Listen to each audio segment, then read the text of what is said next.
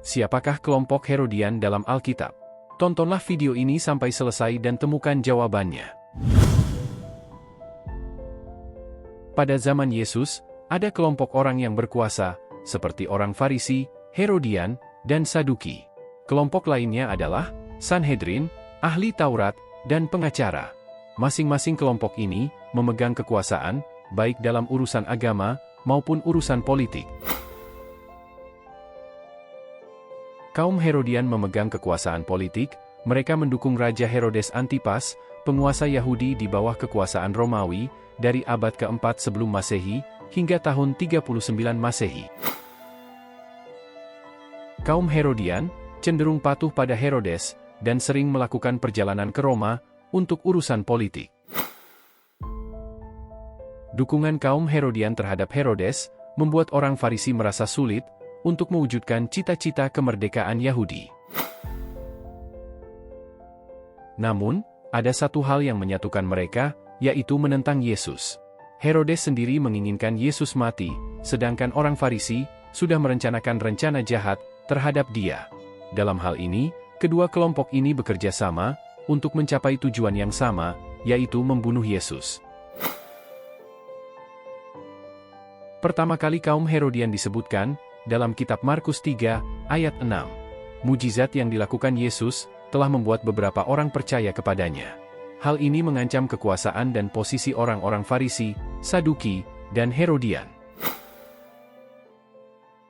Kaum Herodian dan Farisi berusaha menjebak Yesus melalui berbagai pertanyaan dalam upaya mereka untuk menyalahkan Yesus. Hal itu tertulis dalam Injil Matius 22, ayat 16. Yesus melihat kedua kelompok itu bekerja sama untuk menentangnya, dan Yesus memperingatkan pengikutnya agar waspada terhadap mereka. Markus 8, ayat 15, berbunyi demikian. Lalu Yesus memperingatkan mereka, katanya, "Berjaga-jagalah, dan awaslah terhadap ragi orang Farisi dan ragi Herodes." Ragi, dalam konteks ini adalah ajaran palsu dan penolakan terhadap Yesus sebagai Mesias dan kemunafikan. Banyak pakar Alkitab percaya bahwa kaum Herodian memandang Herodes sebagai seorang Mesias, seorang penyelamat yang akan memihak terhadap Yahudi. Presentasi Yesus tentang dirinya sebagai Mesias merupakan ancaman terhadap upaya kaum Herodian untuk menjadikan Herodes sebagai kekuatan politik yang berpengaruh di negeri itu. Di akhir zaman, Alkitab memberitahukan kita bahwa banyak orang akan tertipu oleh antikristus yang mengaku sebagai Mesias penyelamat.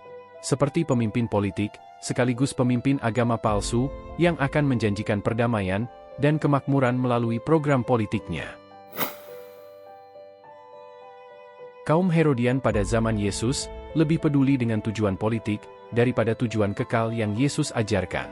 Kaum Herodian percaya bahwa Herodeslah yang akan membawa perdamaian bagi mereka, namun sejarah telah membuktikan bahwa semua yang mereka perjuangkan adalah perjuangan yang palsu. Jadi, pelajaran apa yang dapat kita petik dari kesalahan kaum Herodian? Pertama, kita tidak boleh menyandarkan keselamatan kita kepada manusia, seperti yang dilakukan oleh kaum Herodian. Kedua, kita harus menaruh kepercayaan kita kepada Tuhan Yesus, dan membiarkan kehendak-Nya terjadi dalam hidup kita di bumi. Terima kasih telah menyaksikan video ini, semoga video ini bermanfaat.